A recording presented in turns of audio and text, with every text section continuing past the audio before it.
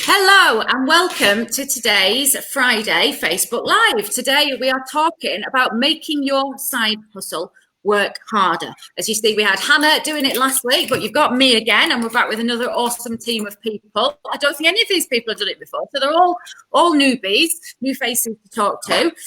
So today, as I say, we're looking at making your side hustle work harder. A lot of people in recent months have realised that their main income or their main job, for whatever reason, they've been furloughed or they've been even made redundant, whatever's going on, isn't bringing in the income that they need. And so a few years ago, for the past couple of years, we've been talking about, do people need a side hustle? Should they have a portfolio career? Should they have some other kind of income that just kind of keeps them going along, keeps the household running a bit more buoyantly? And in the last few months, that has become much more important to people. I know quite a few people who have been thinking about running a side hustle for a while, and the last few months has pushed them into doing it for real. And that's why we wanted to do today's session on this. So this is designed for anybody who has been thinking about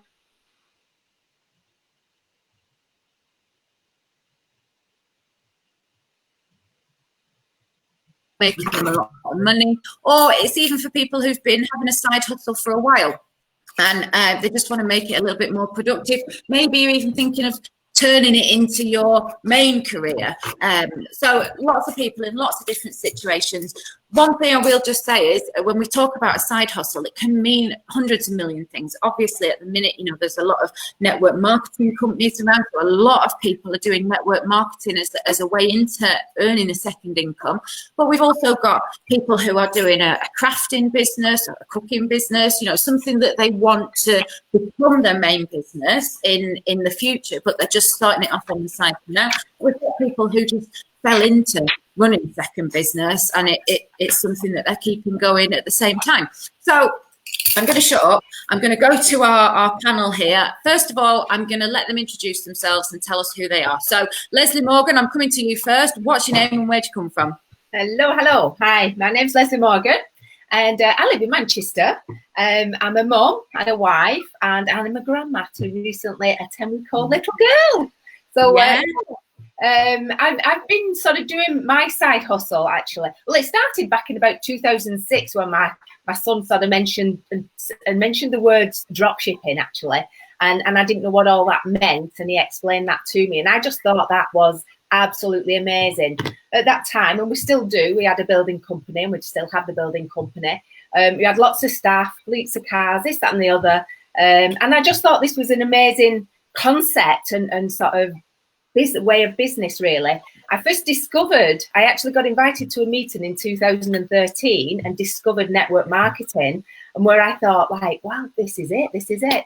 And so that's when I was sort of introduced into network marketing, and that's what I wanted to do, learn more and more about it. And here I am now in 2020, and my business is with FM World, and sort of golden magnolia level, which is fourth level up there, and loving every minute of it. Yeah. And what do you sell with FM World, Leslie? So with FM World, they sell all kinds of things. They sell skincare, hair care, makeup, nutrition, teas, coffees, cleaning products. But what I love the most, and what a lot of people know FM World for, are the perfumes and fragrances, the aftershaves. So the quality fragrances. Bought from the same place as 90% of the designer brands, go to where they buy theirs from as well in Germany. But we're not the designer brand with them crazy expensive prices. Yeah, brilliant. Thank you very much, Leslie. Paul, what's your name and where'd you come from? Hi, I'm Paul. Come from Donegal in Ireland. And by day, I'm a CTO for a company in the UK, and then conversely, I run a talent salon as well in my spare time. So it's based in Donegal in Ireland, and I split my time. Most of my time is doing my day job as a CTO, and then I sort of dip in and out of my side hustle. I think it's really important. The side hustle for me was just something completely diverse from what we do on a day-to-day basis. So I'm used to working with software developers, coders, planning out launches for Android and iOS apps, and developing web portals. And sometimes, you eat, sleep and breathe code, and it's just nice to do something completely different. So the tan I have at the moment is from the sun, thankfully. So I haven't had to use the sunbeds lately. But it's just something I decided to get into when I'd been laid off from a job, and I like the diverse approaches, the portfolio approach to a career. So if the software world is always a boom bust type industry as well, as are many industries. So it's just something that can be a little bit recession proof. So something like that, you're not going to make millions and millions on it, but it's going to provide you an income. That was the important thing for me. So I'd had a steady job for 12 years. I'd been made redundant. I'm sort of the first time in my life I'd ever been made redundant, and it was a little bit scary. So I was thinking, how do I generate an income while I can work full time? And if the worst happens again, I've still got an income to keep me ticking over. Yeah, I think that is something we'll come back to, is that kind of importance of a portfolio career. But I think that's a big reason why a lot of people get into having a side hustle. As I said in the introduction, a lot of people, it's on your radar, and you hear about people who've got a portfolio career, and you think like, oh, I probably should do that. But from the people that I know who've done it, it tends to be some sort of traumatic event that has pushed them into doing it. Especially, the ones who are doing something out of love, if they're, the crafters or the food producers or the microbrewers, things like that is different. But for a lot of people, it tends to have been that they've maybe been made redundant, or they've lost a job, or, something's happened and they've been in a vulnerable position, and they've thought, I'm not going to end up in this position ever again. And that's what pushed them into doing it. So it's interesting. But thank you, Paul. Marisha, what's your name and where'd you come from? So, hi everyone, I'm Marisha. I am originally from Leicester, but I've migrated north to Yorkshire, so don't hold that against me. So that's where I'm at now. And my side hustle is in marmalade. It's Mama Bear. It's very new, so it's kind of just taking off. But I kind of fall into, I can relate to a couple of things that have been said already, really. So much like Paul, my day job is much more technical. So my day job is telecoms. And so the conversations that I have day in, day out are much more, technical. It's more about, understanding services and translating that to other things. And the marmalade making started off as a hobby. So, touches on that as well. It was something that I started doing, just from the kitchen, started enjoying, was giving it away. People seemed to like it, and kind of thought, well, maybe I should do something with this. And it seemed to be very much like something that people really like, marmalade, but no one really talks about it. It's like some weird dark art that we just don't discuss. So my mission there is to bring it to the forefront and do something a bit cooler with it. So that's it, basically. Bring marmalade to the world. Yeah, that's it. It's a good mission. It's cool. We're not just old people that like marmalade, right? Let's do something else with it. It is weird, isn't it? Because it is one of those things that my nan used to buy a jar of marmalade every week. Sorry, and I don't know. I'm not a big jam eater to begin with, but it was one of those things that I didn't really kind of carry on. But recently, I have seen marmalade is coming back. It's like there's a massive resurgence. I wonder if it's anything to do with the Paddington Bear films. That all of a sudden everyone thought, oh, I forgot about marmalade. Exactly, yeah. But why marmalade? How did you choose marmalade? I think it was just the challenge, because I do make like chutney, for example, and things like that as well. But I think it was more just like when I like cooking, I do like cooking for myself, and it's not necessarily the process of cooking as such. It's more the outcome of what you've made yourself. That's what I like. So I think it was like, let's try it and see what happens. I'm not going to lie, there's been many disasters resulting in other things, so it's never, smooth and plain sailing. But I think, there's a lot of people doing all the other stuff, and I think that's why, I thought, well, there's not much conversation about just marmalade, and it doesn't just have to go on toast. So that's what it's about. One of the things that you've all touched on here, and I think it's the one of the things that comes up in conversation with side hustles is a lot of people think you would have a side hustle because the ultimate goal is for that to become your career. And as I've already said, people who are doing it because it's something that they love doing, But so, for example, I have one of our neighbours. He's trying to become a photographer. He loves photography. He wants to be a photographer, but he can't make enough money off that yet to give up the day job. So he's doing photography as a side hustle. And I think with things like the kind of crafting and the creating things, it is something that people run concurrently. But the goal is that it will become a career in itself. So I'd just like to go around and ask each of you in turn: Is your goal that it will become a full-time thing, or have you always just run it as a side hustle? Leslie, what's your kind of views on? For me, it was a gentle approach to learning. Really, for me, it was an empty nest that wanted me. I mean, it was nothing about sort of setting up this business and giving me a load of money and this, that, and the other. At the time, my daughter was looking; she was going to go on to live in Dubai, working for Emirates, and she's the youngest of my 3 children, and the other 2 had already gone. And I actually took that really badly, the empty nest, all that situation, and feeling like my whole purpose of life, it felt like the end of the world. It sounds really dramatic, but it really did. And my purpose, I just felt like, what next? I remember Googling, what do you do? What do you do this time of life? I remember things like, well, what do you do at 50? And they come up knitting. And I think, well, I've done that. I don't want to do that again. I was doing it when I was younger, not when I'm older. So for me, it was like this network marketing, the profession of network marketing was like a new job, a new career, really, that I wanted to step into, and something I could do and learn while I earned. But the earning wasn't, there was no panic about doing that, but I just loved what I was doing and loved what I was learning, and just carried on. And the more I learned, the more I do it. I just absolutely love it. Yeah. So, but you're happy for that.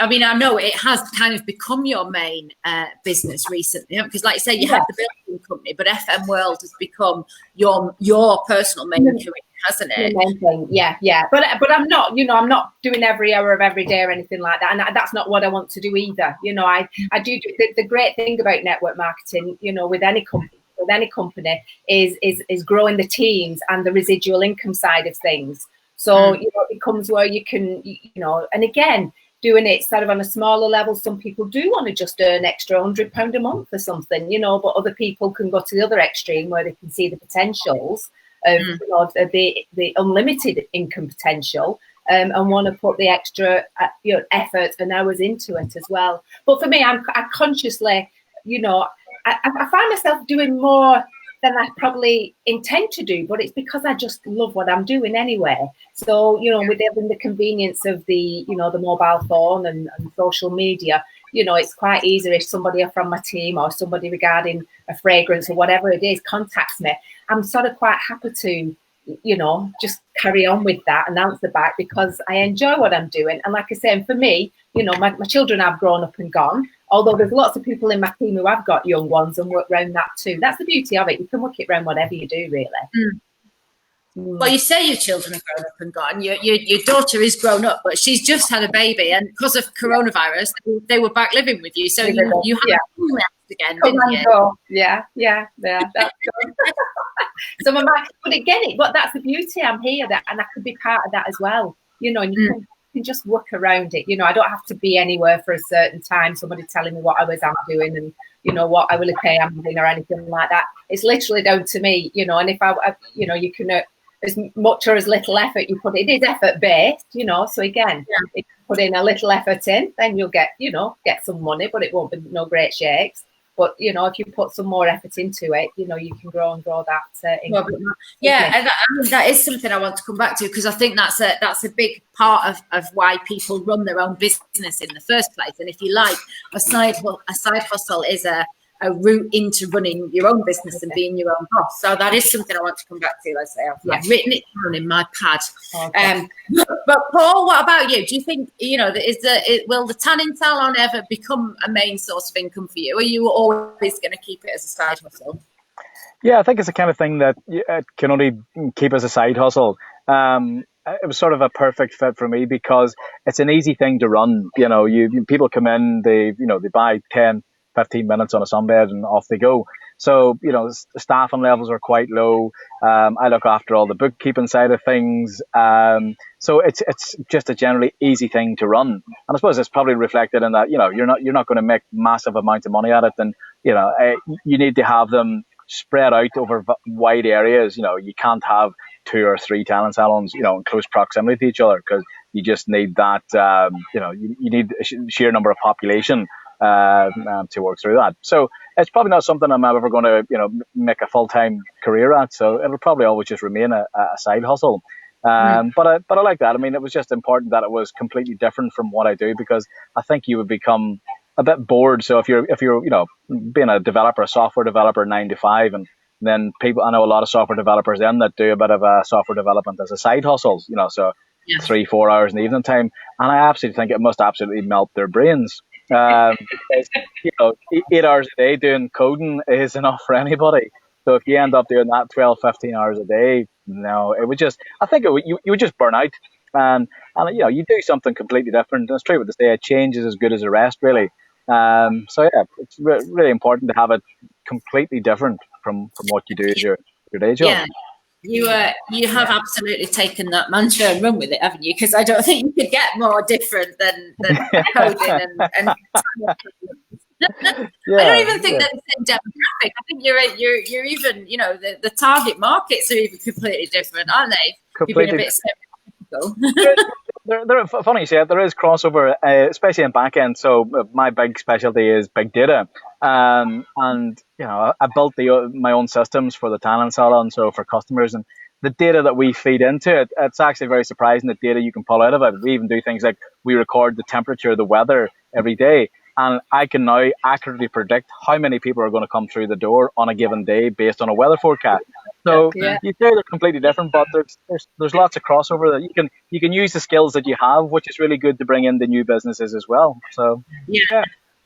It's true that actually it's funny when you think that the skills you have in, I mean, we run an SEO agency, so that's quite specialist knowledge, if you like. But there are so many times where that has come in handy, and in other things that I do, like I'm a Mr. Optimist, for example, and I've been using those skills over there, and it comes into everything when you start thinking about it. So Marisha, what about you? What are your plans? Do you think this will ever, have you got massive plans for growth? Is Marmalade going to take over Yorkshire, or what do you think? So I don't think it will ever take over. I will, because with listening to Paul then, like that starts speaking to the geek in me. I'm like, oh, exciting! It's there, and I think what's important for me is that they have both sides of that, So I've got the technical and the calculating and this, that, and the other. But then on the other side, I have the I guess it's not easier by any stretch, but completely different. Having to make stuff by. What I will say is I don't really know where it's going to go yet. I don't want to be, a huge manufacturer where you're just churning stuff out of the factory. And I'm kind of going through that process now. It's kind of like, okay, if I'm going to take this forward properly, what does that actually look like? And what do I intend to do, and to deliver as a product? So yeah, I think it will always be alongside, because the reality is I've been in telecoms for 15 years. I do it well, I know what I'm talking about, and it's always going to be there. I can't help it, So that will go alongside really. It's interesting. I don't know if you've ever seen it. There was a program on BBC Two. It had that Tom Kerridge on, and he was in Yorkshire. There were small microbrewers and food producers and stuff who were basically competing for a pitch in a farm shop, and they had one of the women on there. I think she made pretzels or something, German pretzels, and she won, and she kind of upped production, and then she got a unit, and then she got a marketing team and blah blah, and she got it quite far, but she said, actually I don't, and she stopped it, and they went back and said, well, why did you stop it? She said, I didn't enjoy it anymore. She said, when it was just like me, I was at home, I was in my kitchen, she's got a family there, it's kind of it's a break, whereas when it becomes a business, and then you've got to fulfill orders, and then you've got to do marketing, you've got to think about it. Just like that took the fun out of it. I think that's it's probably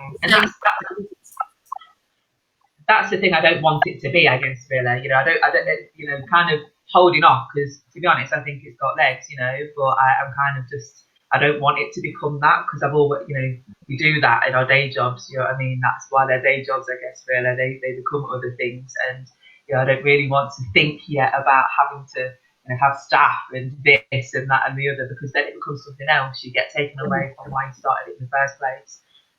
So we'll see. But, I think it's just that psychological thing, isn't it? Of when you're doing something because you want to do it, because it's your hobby or you like doing it, it's fun. If all of a sudden you've got to do it, then you can't, all the choices taken away. It's not up to you. If you want Friday night off, pressure. You have to do it when you're told to do it, and then it stops being fun, doesn't it? It's not enjoyable.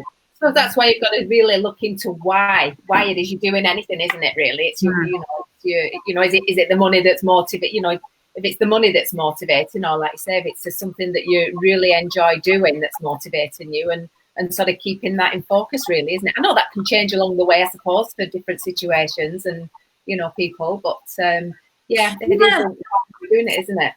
Yes, it is, and I mean that actually leads us on to our next question. So my next question is, how could a side hustle benefit people, and what would they get out of it? And like you say, it's thinking about those priorities. So Leslie, with you, I mean, you put a lot of effort into growing your teams, and I know you and I had a one-to-one last week, and you were saying that one of your main goals now is that you want to help other, not just women, but mainly women, build a second income and have a kind of job. So why do they come to you? What's the main reason that they come to you with? Well, to learn how to do network marketing, that's the thing. It's like I said, for me, it's wanting to show other people how to earn that extra income that they might need or want, for any reason. And like I said, them reasons can be all kinds of reasons. For some people, it might be just to, buy extra clothing, buy lashes and the nails done and things like that. It's less of that being done at the moment, but I'm sure we'll get back to that stage one way or another somehow. But it might be a car payment, a monthly payment for a car. So I suppose for me, I want to fulfill that need, and I know that I've got a vehicle here, a way of earning that extra income, and I just want to show you how to do it. And again, you can learn as much more of about network marketing to grow more and more, really, to potentially earn more and more money if that's your drive, money. Like I said, it's different things for different people, but the concept of network marketing can fulfill different things, and I want to be here to help people. And I suppose, again, back in the day, we didn't have money, we were in debt, and we've had hard times, so I know what that feels like. And it's just like I feel like I'm just saying, well, look here, this is a way you can earn some money, let me show you how. Yes, I mean, you're right. I wonder if I don't know if have you noticed any change recently, because like you say, there's the money side of it, but there's also that, as I've already said, that route into setting up your own business and being your own boss, which for a lot of people who've spent a career working for somebody else, it's alluring. It's what everybody wants to do, isn't it? Everybody wants to work for themselves. Have you noticed any change over the last kind of 2 or 3 months in people's motives, or is it the same as it's ever been, do you think? The money's the motive. For a lot of people, just recently, again, with what's going on with COVID, a lot of people are furloughed. A lot of people are at the stage where they're being furloughed, but have they got a job to go back to even when this is finished? In a sense of worrying. And I think the main driver really is the money. And for most people, I think it is. I think for me, going back to what I said about an empty nest and a purpose, I can't say I've met many people who wanted that to do something like this for that reason. I would say at the moment, it's just people wanting that extra income because they're not really sure what's going on with what they're doing at the moment. And there has been a massive influx in people buying the products as well, but people enjoying the business too. Yeah. It's interesting because, Paul, we were speaking before we came live about your reasons, because one of my first questions was why tanning salons, and you were saying it's because you were put in that position. Were you actually made redundant, or you were threatened with redundancy? You tell me. So the company I was working for had been taken over by a competitor. So they basically bought it grow their own business. They didn't need two teams of identical, people. So our business got pretty much shut down. I stayed on for about 6 months and didn't really have to do much for 6 months, which was kind of good. So then I've just toying with ideas. What am I going to do with redundancy? I live in Donegal in Ireland, which is, it's on the edge of Ireland. It's fairly remote, so you don't have the same opportunities for jobs that you do in bigger cities. And for me, it was about just generating just a safe income. And go back to your point that you made about people doing something that they really love to do. And I think it's good to get a good balance. You obviously need to love what you do. So I have no plans of working in a tanning salon Monday to Friday 9 to 5. It's not really my thing. But my thing is that it was a project. It was something I could get my teeth into, building the place from scratch, and doing the behind the scenes stuff. Because I think people can. It's almost maybe a dangerous thing if it's something that you do that's completely what you love, because you've got to be very practical in a side hustle as well, because all of a sudden it can start costing you money if you're not careful. So if it's not making enough to cover its own costs, then you really have to be careful in that sense too. So this is why I liked it. It wasn't, the tannins. I've never, I think I've tried it. I've tried a sunbed once. You should always try your own product, which I'm sure your marmalade is lovely as well, Marisa. But I'm not on sunbeds every day of the week. But you need to know how these things work. So technically, I was wiring them up. I was wiring them up so music could be played into them and different sounds.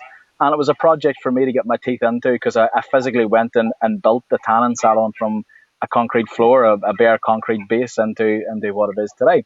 And I really enjoyed that side of things. So I learned on the job. A couple of people were asking me, have you built a shop before? And I was like, well, no. I was like, well, how did you know? And I will admit, I became a YouTube DIYer. So, quick on YouTube on the phone, then hammer and drill and a saw on the other hand, going, okay, let's nail this. And the end result was pretty good. Well, you've not electrocuted anybody yet, eh? Well, I won't admit on here anyway. So, but it's good. So I think you've got to be brave. Do something that you want to do. Get a project that you can get your teeth into. Don't do something that you think don't go at it half-hearted. Whatever it is you do, just give it absolute stocks when you go to do it. And half the time, it's just hard work and effort that'll get you over the line, and it makes it easier, obviously, if you really like what it is you do.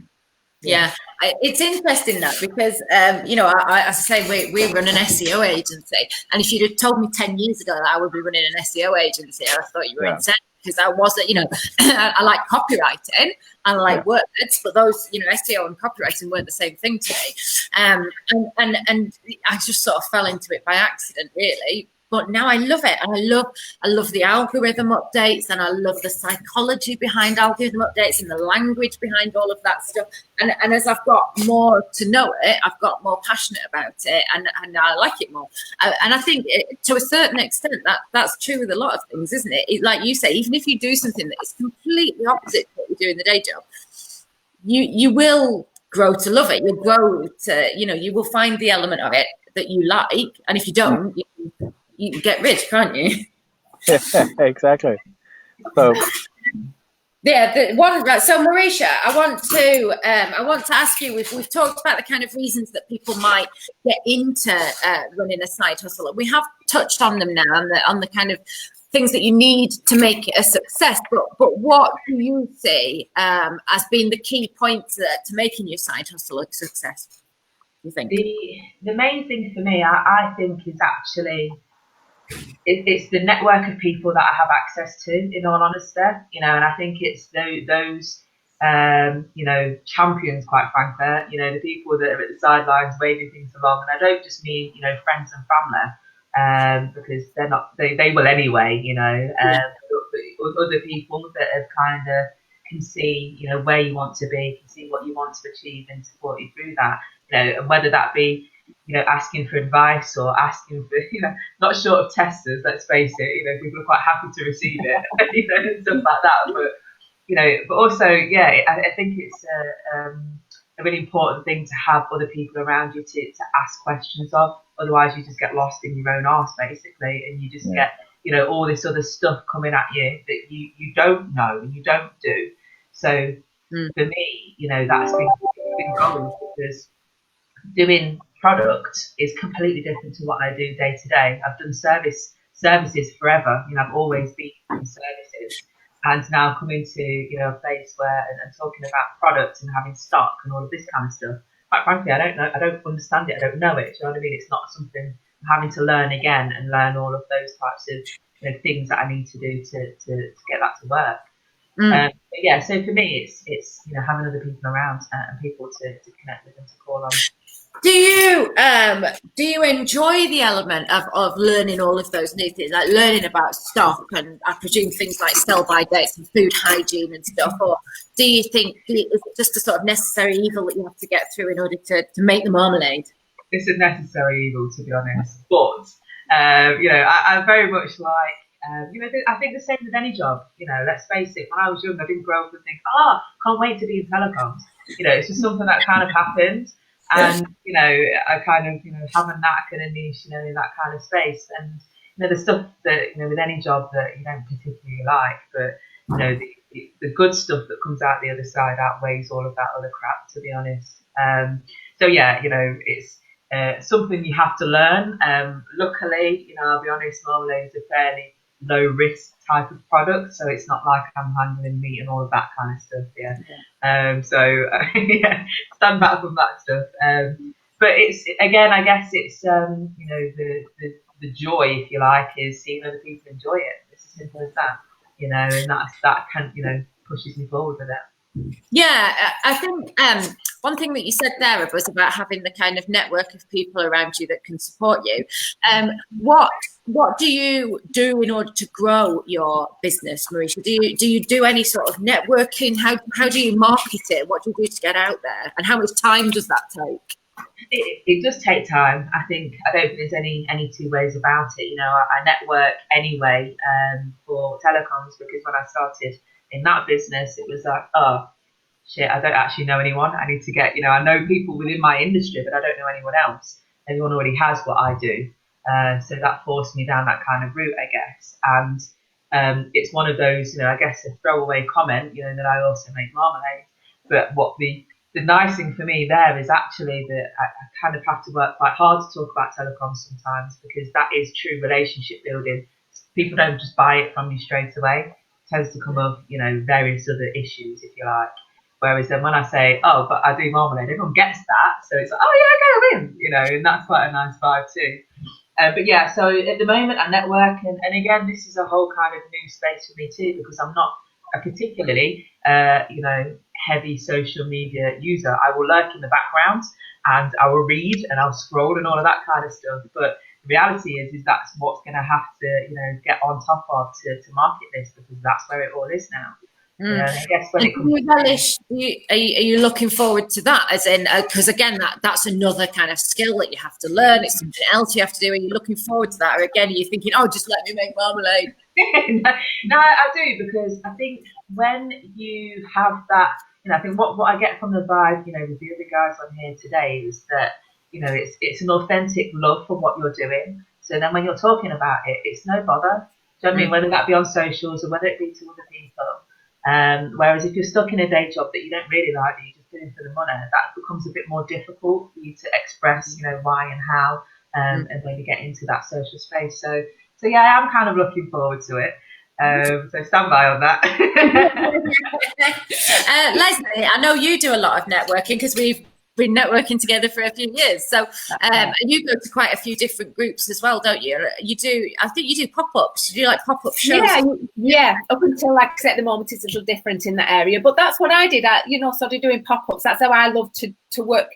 My business, if you like. It can be done various ways. Some people are more, out there on social media doing lives and things like that. But the way I like to do it was to go to networking, meet other people at networking events, but also to do the pop-ups at charity events and things like that, and just, building relationships that way, meeting people that way, introducing them to what, the fragrances and everything that's, that I had there on my little stall. And I thoroughly enjoy all that. It's the meeting. I do love meeting people and chatting and things like that. So for me, it was I was conscious right at the beginning that, you know, I want to do it the way I want to do it. Even now, you know, I can still see other people. They might be, you know, people might be flying ahead further, doing it a different way, but that's not authentic with me, and that's not the way I want to do it. And I think doing it, if I was trying to copy that, I would soon become where I'm not enjoying it actually. And I just, you know, I always say no, really. All I want to do is enjoy everything I do in my life now, and that involves makeup as well. Yeah, I think that's really important, actually, isn't it? Because I think there's especially with network marketing, it's sort of you get a template handed down, don't you? Of right, you need to do this. If you want to grow to this level, you need to do this, this, this. If you want to go to this level, you need to do this, this, this. And I think that can give the impression to people that it's quite a rigid system that you need to work with it. And I've done quite a few sessions with different network marketers over the past few weeks, kind of looking at blogging and social media and how they can use all of that stuff. Yeah. And actually, it's about being yourself. You know, yes, there are certain tools that you can use in order to put yourself out there, but it still comes, although you're working within a framework, absolutely, but it's still all about you as a person. And it's the same as in any type of business. People will buy from you because they know, like, and trust you. And you know, I think the word's been used already a couple of times. It's that authenticity of get out there, be yourself. You believe in your product, so you get that across, and people will buy from you. Yeah, that's right. And the other big thing with network marketing, again, it's not about one person doing a lot.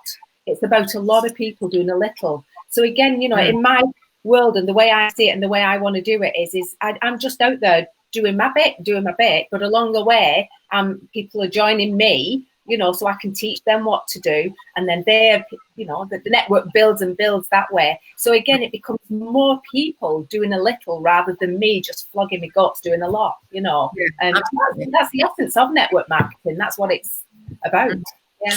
I think that is another question. So I will ask it you now. I mean, I said at the beginning, I'm running a digital marketing agency. We've got 6 employees. You know, we are busy, and at the moment, 3 of them are furloughed. So, you know, I'm run off my arse. I personally don't have time to do any kind of side hustle.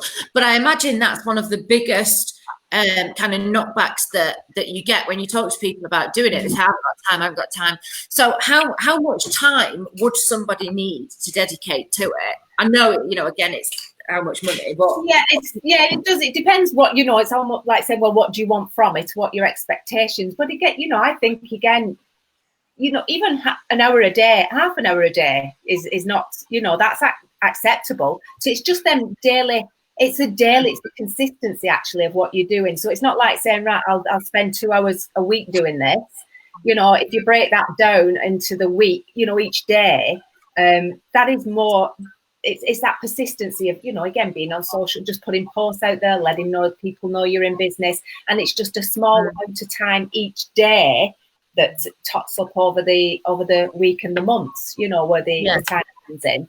But I think that's the thing. We're used to, you know, going out there, getting a job and spending part-time, full-time. And this is snippets throughout, snippets in the day, every week, every month. You know, it's that consistency really. So it is, and I think the beauty of having a side. Oh, go on. It could be a half an hour. You know, I think, well, what can you do in half an hour? But to be honest, you can do a lot. You can reach a lot of people in half an hour, especially again on our phones and social media platforms. Yeah. No, it's true. You can, and this is what I say to people about social media: is don't spend hours and hours and hours doing it. Break it down into chunks and do a little bit at a time. But I think that's the beauty. That's the appeal of it to especially people who might be new mums, or they've got young children, or they're working a part-time job or whatever. That flexibility to work it around what they're normally doing. So, you know, some people might want to get up really early and do 2 hours in the morning. Some people might want to put the kids to bed and do it then. And I think also looking at what you're doing anyway, because a lot of people are just scrolling through Instagram anyway and Facebook. You know, if you know, look, you can see it, can't you? It sort of logs what you're doing and the times you're doing. You know, how many people will spend just half an hour just browsing through rubbish, really? and it's like, just have a look at what you really do, and you could be doing something far much more productive and just, making a start to getting things going with your own business though, couldn't you?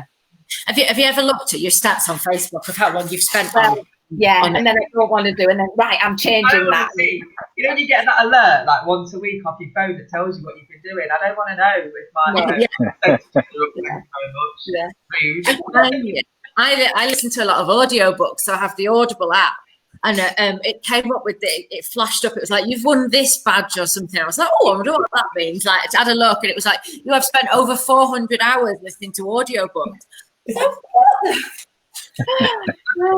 But anyway, we're getting off subject. So, Paul, how much time do you think you spend or dedicate to doing the sunbed shop, and how do you work that around your normal job?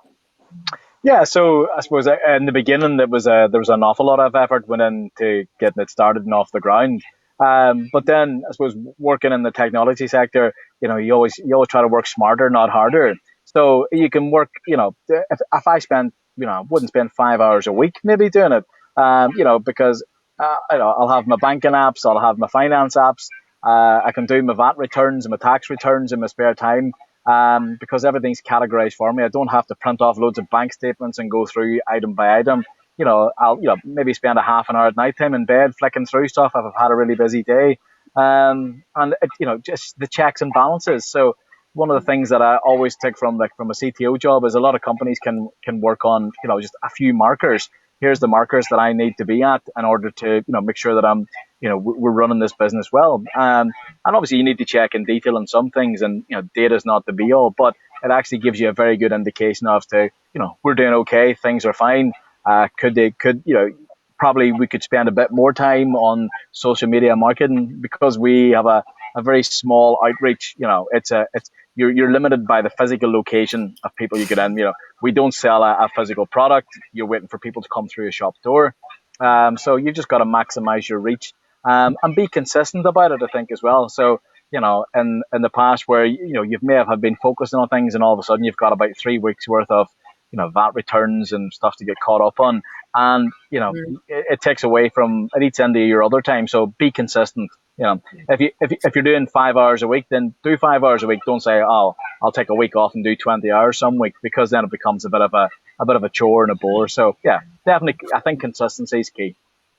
I think that is one of the biggest things, though, isn't it? Is that what if if you have it, or you're tired, or your main job's taken over, and you've got a lot of stress to deal with in that, and you just think, oh, I'll just not do it for a couple of days. Does that then make it 10 times harder? Have you ever thought like, oh, I don't want to do it? Yeah, definitely. Yeah, when you've got loads of VAT returns to do, and you're hunting for invoices, and it's all of a sudden it's starting to stack up, and you just have to wade through it. And as you say, you're tired, you've had a hard week, and you just want to sit and watch some mindless, numbing TV somewhere along the line to chill out with a beer.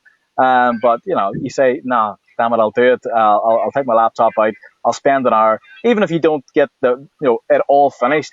Make an effort, make a start, do something. And you'll always find you'll end up, if you say, I'm just going to do a bit of this, you'll always end up doing more than you anticipated doing, and you might actually get it all done. So just make yourself do something. Don't force yourself to, I'm going to do 10 hours here tonight and get to bed at 4 a.m. and get up at 6 a.m. again to do my job. It just, it doesn't work. You'll fall in love with every job that you're doing then at that point. So, yeah. I think that, because it can very easily become a chore, can't it? So it's finding that reason for why you do it. Why do I do this? What am I getting out of it? All right, this is my reward, ergo it's worth spending an hour on a Friday night doing this bit, because I appreciate what I'm going to get out of it. So justifying it, isn't it? You've led me on as well to one other thing that I wanted to talk about, and that is, it's a question I ask every week, actually. It's, are there any kind of apps or tools or anything that you found that help? But I know I want to expand it out this week, and I wanted to expand it more to kind of books, webinars, training sessions, anything like that. Because I know a lot of running a side hustle and getting the motivation that you need to do it and the time to dedicate to it. A lot of that is about believing in yourself and having that vision and having that goal to do something a little bit more, to work a bit harder, to strive for something better. So it's quite a general question, but Marisha, I'm going to come to you first. Is there anything that you found that really helps? And that could be, as I say, it could be like a teacher, a trainer, anything like that, or it could just be an app that you use to do your accounting. What helps you? I think, yeah, I mean, now there's so much out there that you can download, even to, setting out chunks of the day to do stuff, there's even apps for that, so, you can just, focus for half an hour, 40 minutes, whatever it is to get a task done. They can be quite helpful. But, in all honesty, I don't have one thing. I think there's, much like Paul, there's pretty much apps for everything these days, just being able to, press a button and to make sure that's paid or, check that that's come in. That stuff takes away a lot of the time and a lot of the stress, I guess, really. I think there's a lot to be said for also linking up your various, products or apps. At the moment, I do use things like Slack and Asana, just for my own management of things as well, because they're all, tap into that project management kind of space. But it also reminds me what I actually need to do, because there's another stuff over here in my day job. There's a lot of other stuff going on there too. Yeah. So it's things like that. So, and I'll be honest, I'm not a big fan of reading self-help books and things like that, to help with mindset and all of those types. That's another topic and another conversation, right? But for me, those types of books and those types of apps actually make me feel stressed, because it's like, oh, I should be zen about this, and I'm really fucking not. Do you know what I mean? So, so I don't get into that kind of space. Whereas other people find it really helpful and really, brings them into the space that they need to be. So I think there's also the message for me would be, find what works for you. Try everything and try anything.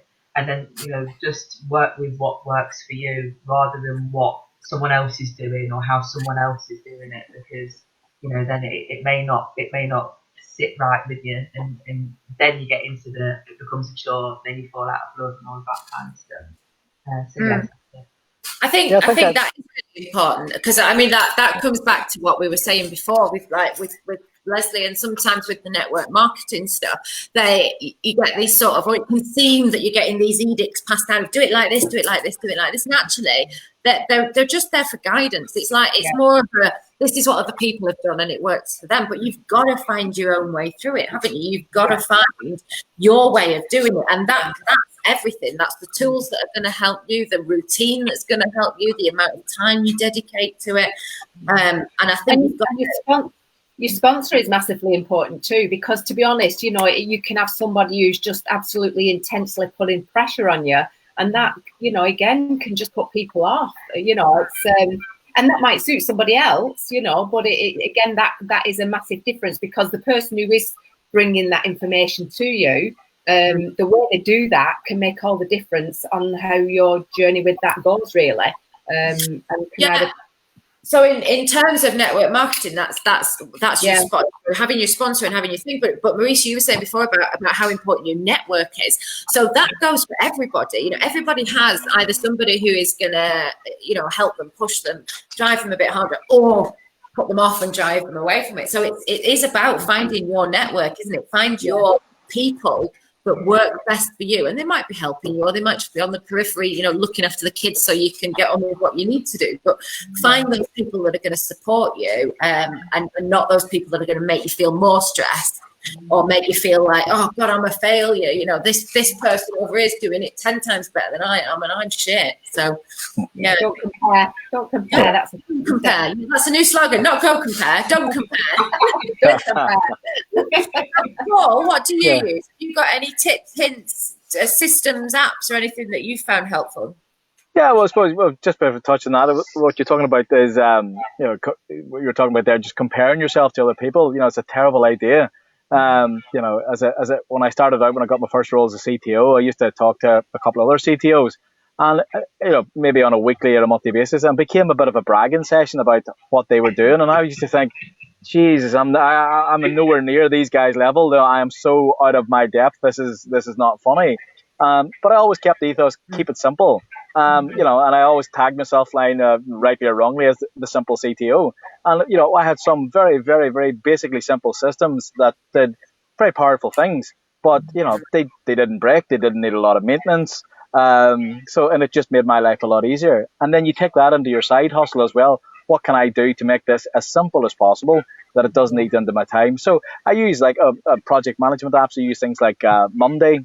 And I use Slack as well. And I love Monday because I've used like Trello and Jira and stuff like that, and project management tools or software development. And I just found them very restrictive. So some of the tools that allowed to be a bit more me, as it were. So I didn't conform to what they want me to do or how they want me to manage a project. It's like, here's what I want it to be. And it was agile enough to do that. And I suppose one of the big things is, your accountancy software, definitely invest. Oh, my phone just fell. Sorry. So invest a little bit of money. You don't have to spend an absolute fortune on accountancy software, but definitely go for stuff like Xero, whatever, something that's going to make your life an awful lot easier, that you don't have to sit poring over accounts, because regardless of who you are, nobody likes sitting there doing your accounts and your bank statements over and over. So yeah, things like that really made my life easier. I think that's the thing. When we kind of were moving our traffic up, when Hannah came to work and we went to came to work for us full time, we turned to a limited company. We kind of turned into a proper business, if you like. At that point, I was like, I don't know how to do this. I don't know how to pay VAT. I don't know how to pay AY. Yeah.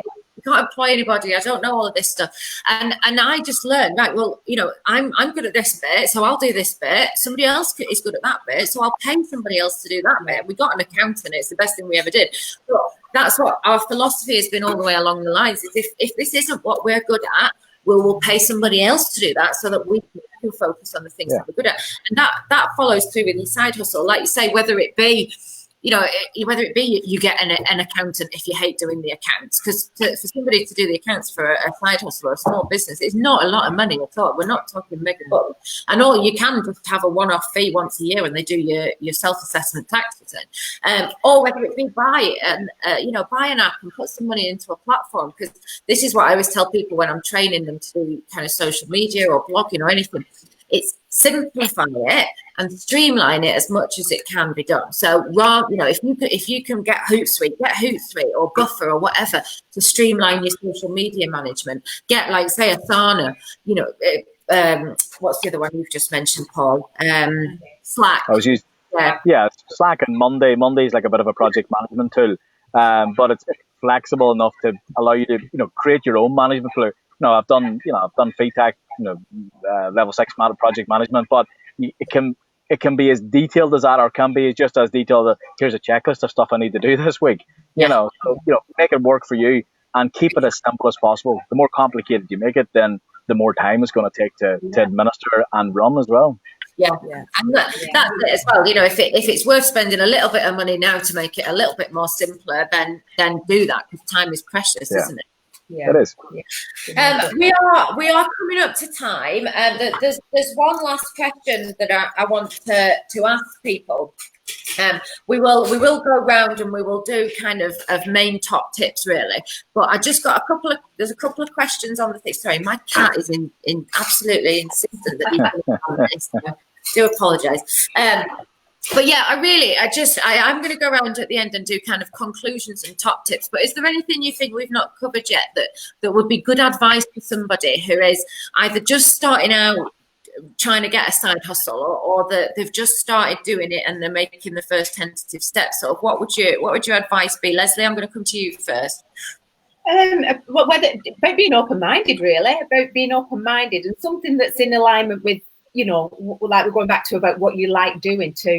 There are plenty things out there to be doing, and like you say, it could run from a hobby. I suppose I keep going to the network marketing side of things in my head, but again, from hobbies or anything, how that can be turned into a side hustle. But again, with the network marketing, there's so many out there now you know, it's like being in alignment with what it is that you're actually going out there and talking about as well, because you have got to like that, what you're doing. You know, it's no point doing a product that it's not something you're bothered about or use even. And being open-minded about it, and going back to the simplifying thing, you know, don't overthink. Just don't overthink. Once you start overthinking, you stop, really. So just how would you recommend, because like you've just said, there are a lot of network marketing companies out there, a lot of things that people could do, and I think some of them, I know not all of them this is the case, but I think some of them you have to pay a fee, don't you, in order to get your registration. Yeah. So how would people choose which is the best for them? How would they go around making those first? Well, again, I suppose it depends. For me, it's about the product that, you know, that I'm dealing with, really. And again, you know, going back to the FM world, what I was saying, we do all kinds of products, but I really do primarily just promote the perfumes. But I have people in my team who are makeup artists and love promoting more of the you know, the makeup side of things.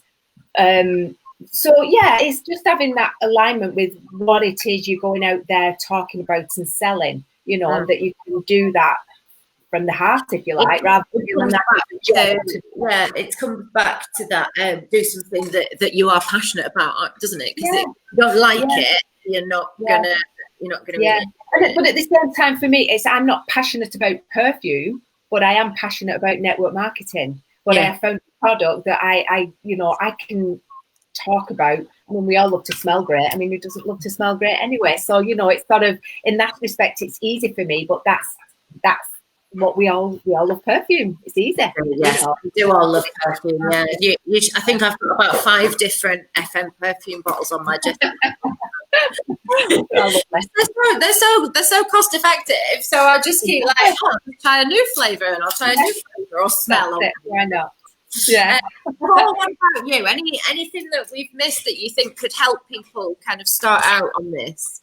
Yeah, I think when you start out first, there's always that apprehension, isn't there? You know, you might not be overly confident in if the thing that you want to do can actually be a viable business. So, you know, it's find your level where you want to be at. So, I look at the guys here on the call. So, you know, your perfume, you find your level of where you need to be with that perfume in terms of price and market. Marmalade, you know, you're not going to compete with, you know, Asda, who are selling a jar of marmalade for 49p, nor would you want to. So, you know where your level is at. And then it's just having the confidence just to back yourself. Just go for it, because you can get a lot of advice, and especially when you go to a business, especially close friends and families can tend to be maybe a little bit negative because they're worried for you. They're scared in case, you know, it ends up costing your money or whatever. So it's just develop your plan, know your market, and just back yourself. And as I say, give it socks in as soon as you make that decision, give it everything you've got then. Yeah, it's very true, that, isn't it? It's very hard when you first start, because either you've got, you know, some of your family are going to just be like, everything you do is brilliant, so you're not going to have any kind of constructive criticism. And some of them, like you say, they've got that kind of bad press of, well, you know, you've got enough on, you don't need, why are you taking on something else? You know, think about, I know when we bought our house, my parents-in-law, they were a bit like, well, you know, why go for such an expensive, why do that, you know? And it's because they're worried. So it's finding that balance. But like I say, I think if you have the confidence of your convictions, if you are, like I say, again, passionate about it, but if you think, right, I've got a realistic goal here, I'm not aiming for the moon, I'm going to set myself a realistic goal here, and I know vaguely what I need to do it, and I'm just going to go for it. And then if you smash those targets, you can go to the next level, can't you? But yeah, it's figure out a plan and then get some objective advice on how best to do that, I would think. Yeah. Marisha, what about you? Well, I can't really follow those really, because they're kind of the same. Well, firstly, I've just got to make a couple of comments though. These are completely off topic. Firstly, I love seeing a cat just randomly like put his face like in here. You just like not bothered. So I'm going to join in. Simple as that. Secondly, I'm also very happy that, you know, at least Paul's dressed today. You drop your phone, that it's all good. No noticing problems with people going to the toilet and all of that anyway. Yeah. So, but yeah, I think, you know, to tap in, I guess, really to what kind of, you know, comes out of today is to kind of be yourself and kind of, you know, that's the thing really, is to not be afraid of that, you know, like Paul says, you know, got, you know, systems and processes that allow him to still be himself, even in a tanning salon. Do you know what I mean? Like that tech head is still there. You know, I'm like, well, how do you know how brown? You know, how lovely? It's like toast. You know, do you have like, no, I don't know. No, it's not my vibe. But okay, I've got many questions that will have later. So be yourself, you know, and you know, in all seriousness, that's kind of, you know, I have to do that too. You know, if I'm starting talking telecoms, most people will be saying, you don't look like you're going to talk to me about telecoms. You know, and it's as simple as that. People will say that. So you know. Fine, you know, you get it, don't. So yeah, be yourself. I'll talk to you about marmalade then instead. No, you know, I don't mind. You know, I'll have any conversation because you never know what might come out of it. So yeah. Okay, we did have one question. Somebody asked, well, actually, Dahlia, what's the most important factor for somebody setting up a side hustle, money or security? But I do actually feel like we've discussed that at length, and we are coming up to time, so I'm going to ignore him.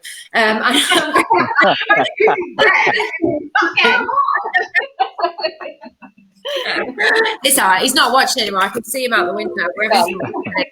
So he's stood watching the field. He doesn't care. It's fine. But yeah, we are up to 2:00. In fact, we're a minute over, so we probably should get a win. I've really enjoyed chatting to you three today. It's been a really good session. I think that there's so much in this, you know, having a side hustle that you could unpick, and there's so much, like you say, it's how long's a piece of string. People can put into it as much or as little as they want, but what you put into it obviously will reflect what you get out of it. But I think we've had some really interesting conversations today. I am just going to go around very quickly and ask each of you for if you could give somebody one piece of advice, what would it be? Leslie, what's yours? It would be, well, going back to the self-development, I like to listen, audibles, learn about what it is you're moving into, really. Yeah, in different ways. You know, the self-development in a great book is The Success Principles by Jack Canfield. I just recommend that one of many. Yeah. Right, Hannah's doing the comments, so I'll make sure she puts that in the comments below. Paul, what would your one piece of advice be? Well, quickly too, it'd be keep it simple and just back yourself. You know, the only person that knows your business is you, so just absolutely back yourself. Brilliant, good advice. And Marisha, what about you? Mine would be don't be afraid to ask for help as well, because there's a lot out there and a lot of people will support you, people you wouldn't think, you know, will come forward to. So yeah, don't be afraid of that. I think that's one thing that I've learned over the past few weeks is, you know, I do a lot of networking for our business. I go here, there and everywhere. And I've known people for 2, 3, 4 years who I've been networking with on a weekly or fortnightly basis. And I didn't realise that they were doing it. And in recent weeks, I've had people saying like, oh, now I'm doing this by the way, or I've been doing this, I've been doing it for a while. And you're absolutely right. There is always going to be somebody, they're not necessarily going to be in the exact same situation as you, but there is going to be somebody who's out there doing this. There are lots of people out there running side hustles. So go and speak to them. Everybody is more than willing to have that conversation and offer advice. So absolutely. I think we are at time. So if I was going to give one piece of advice, I think it would be choose something that you are interested in and passionate about, and then you know, it doesn't become a chore. It's going to be something that you are willing to put the effort in to make it work. But if it does become too much, put it down for a bit. Don't beat yourself up about it. You know, put it down for a bit, have a bit of a break, come back to it when you can put a bit more focus onto it or something. And there's no such thing as failure. That's, you know, like what you're saying, with a break. It's not about failing, it's about failing forward, learn from it and then just carry on, move on. Absolutely. So I would really like to thank you, Leslie, Marisha and Paul. You've all been amazing today. Please put your contact details, in the comment box afterwards. So how can people contact you? Please put your links to your website or your Facebook page or whatever in there so that people can find out more about you and contact you if they have any questions. But thank you so much to everybody who's taken part today. Thank you to everybody who's watched and commented. I really hope you've enjoyed it. We will be back next Friday. I have no idea what we're talking about next Friday, but I'm sure it'll be absolutely bloody amazing. Thank you very much. I love you for your time. Thanks, guys. Thanks, guys. See you. Bye. Bye-bye. Bye-bye.